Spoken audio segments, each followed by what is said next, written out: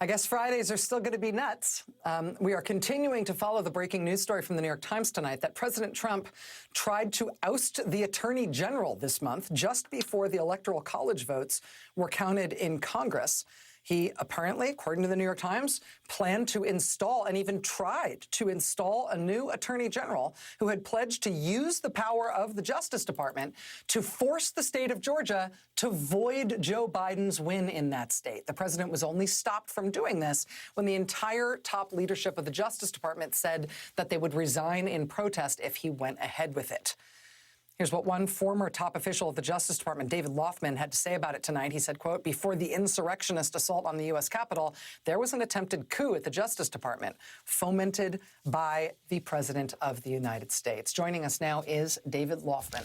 He served as chief of the counterintelligence section at the Justice Department under Presidents Obama and Trump. He left the Justice Department in February of 2018. I should also tell you he previously served as chief of staff to the Deputy Attorney General at the Justice Department in the early 2000s. Mr. Loffman, it's really good to see you here. Thanks for being here on short notice. Thank you for having me, Rachel. So you've read this article in the Times, as have we. We're sort of still absorbing it. Can you explain for an audience that may not be familiar with the intricacies of how the Justice Department works and how much power the president is supposed to have over what the Justice Department does, how serious this is and how serious a diversion this is from the way things are supposed to work? Right. Well, look, I thought I had lost the ability to be shocked by the former president's attempts to subjugate the Department of Justice to his political will, but I was wrong.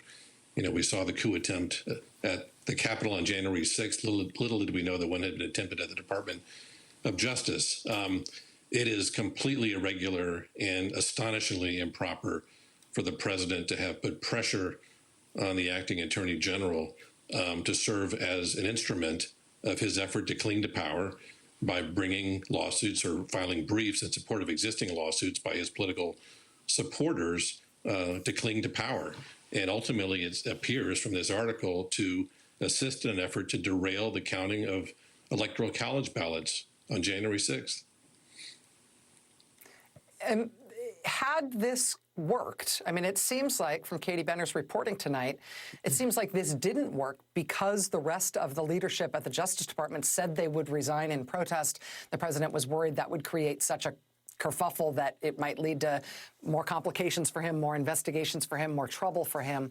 But had this worked, had the president been able to decapitate the Justice Department, install a new acting attorney general who would bring the Justice Department's weight to bear on his efforts to essentially undo the election, could that have worked? I mean, if the Justice Department put its full weight behind what the president was doing with his personal lawyers, what effect would it have had?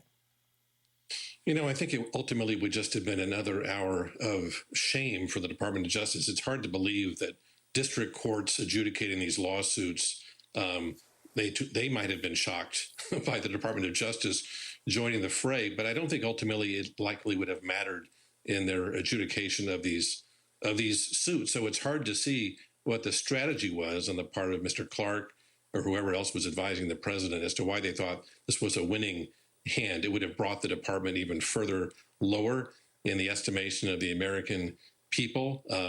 It's good to see that men and women in other leadership positions at the Department of Justice rallied to the institution, put this effort down. But we once again see that it can be a thin line between that sort of principle and character and a lurch toward despotism.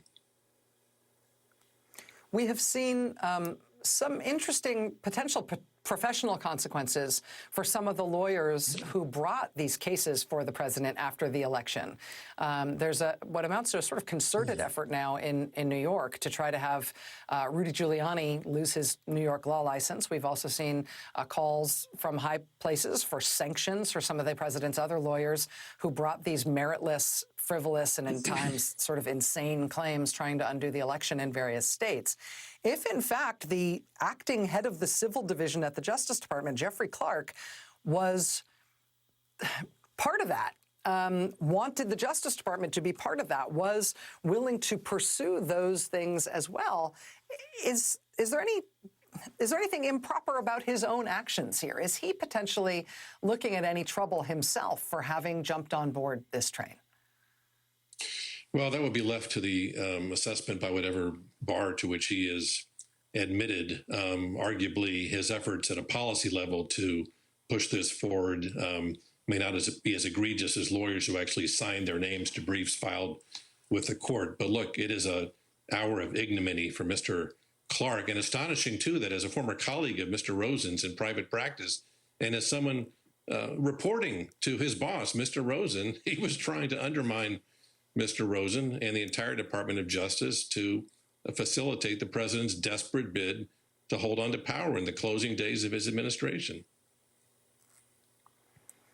David Laufman, former counterintelligence chief at the Justice Department, thank you so much for joining us on this story and on short notice. I really appreciate it. Thank you, Rachel.